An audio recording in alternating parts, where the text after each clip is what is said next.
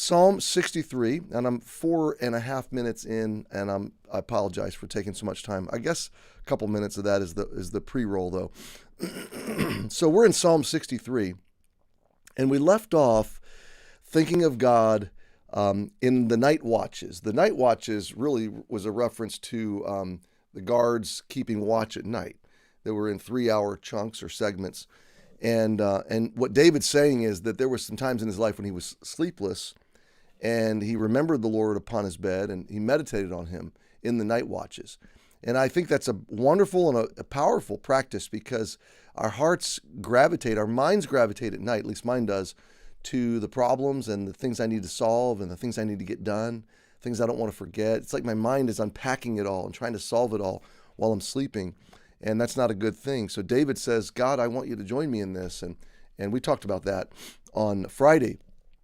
But the picture gets even more beautiful in verse 7. He says, because thou hast been my help. Now remember, David is he's in the wilderness. So he's not in a good place right now personally. Because thou hast been my help, therefore in the shadow of thy wings will I rejoice. So 2 or 3 things I want to bring out of this verse that's just so meaningful for us today as we start a new week. First of all, that God is our help, because you've been my help. Now, I think that's past tense, right? So David's looking back on some level over his life, and he's thinking about all the many ways that God's been his help in the past. And when we're looking forward at a new problem, at a new challenge, we're tempted to get kind of panicky, like, oh no, what's going to happen now?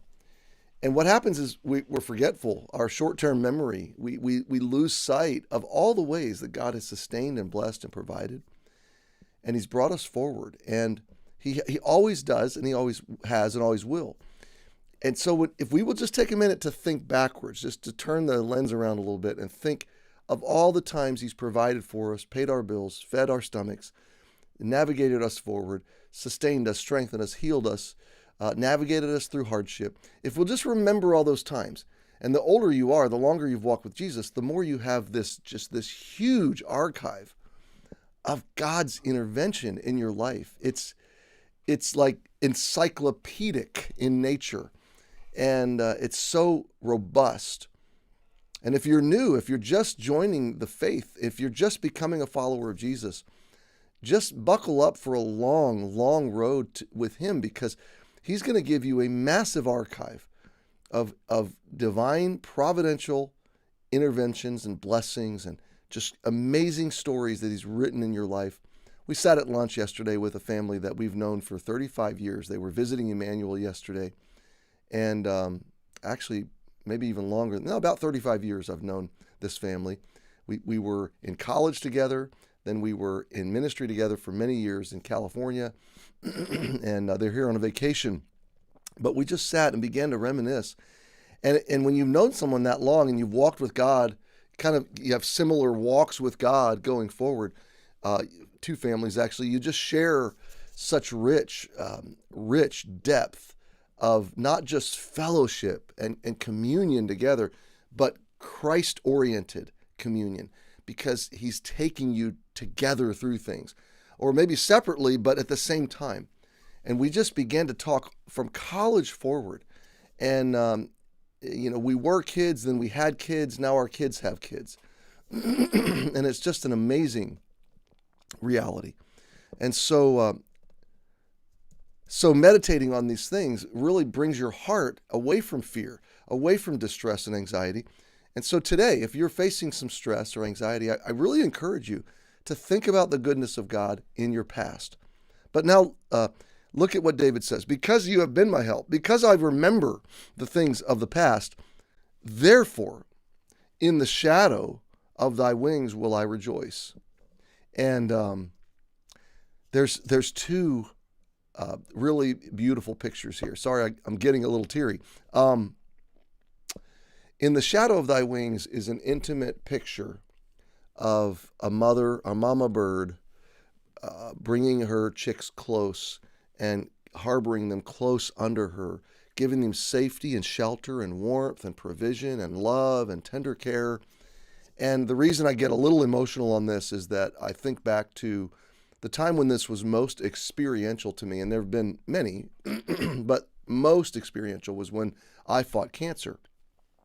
For a year, it was like I was just hidden in the wings, under the wings of God. And it was very real. It was the most real experience of God that I've ever had in my life. Second would be when God was bringing us from California to Connecticut, and then those first few years, just daily walking with the Lord. I think third would be the last few years, frankly, here with you, going through the Psalms. It's been deeply cultivating and taking these bits of thoughts, just one phrase at a time, into our day, and deliberately thinking about these things through the day has been profoundly shaping for my heart. And it's why I do it. I don't always know who watches or how often or how many people are watching, and I'm not even trying to count, not even trying to look. I do this because these verses shape me. And if I can let them shape me and let them shape you at the same time, then that's wonderful. But the shadow of thy wings, David says, I'm going to find my shelter, my refuge, my safety in you and in the intimate, close relationship I have with you, and I will rejoice. Now, but here's the second sense of this. When God wanted Israel to understand who he was and how he is and how he feels towards them, he had them create something called a tabernacle. It was representative of God's presence. It was really a tent. And in that tent was this sacred space called the Holy of Holies. And he had them make something called the Ark of the Covenant. The Ark of the Covenant is, it's the safe, it's like a bank safe that keeps the heart of the essence of God's covenant towards humanity safe and secure. And that Ark of the Covenant was laid in gold, but on the top of it was called the mercy seat. And it is where his most intimate presence dwelled. No man could go in there except for the priest, but once Jesus died for us, he tore the veil and gave access to that place. That mercy seat was where the priest would put the blood of the lamb. Well, over that mercy seat, outstretched, were the two sets of wings of two cherubims, two angels, two heavenly angelic beings that covered that mercy seat. And that mercy seat represented the blood of Jesus that would give you and me access to the heart of God. And when David says, under the shadow of thy wings, I rejoice. It's a gospel reference, but it's a reference to the wings of the angels that cover that mercy seat. And David's saying, I can come into your mercy. I am the object of your mercy. You are good. You are loving. You are gentle. And you cover me with your wings. And I can rejoice there. I can relate to you on the basis of your mercy, not my goodness. And I'm covered there permanently. And I can be at peace. And I can rejoice. I don't have to fear your judgment or your wrath. I can be at peace with you. So my friend, whatever you're dealing with today, find your rejoicing in the shadow of the wings of his mercy, in the most intimate place of the heart of God. That is enough for today. Happy Monday. We'll see you tomorrow.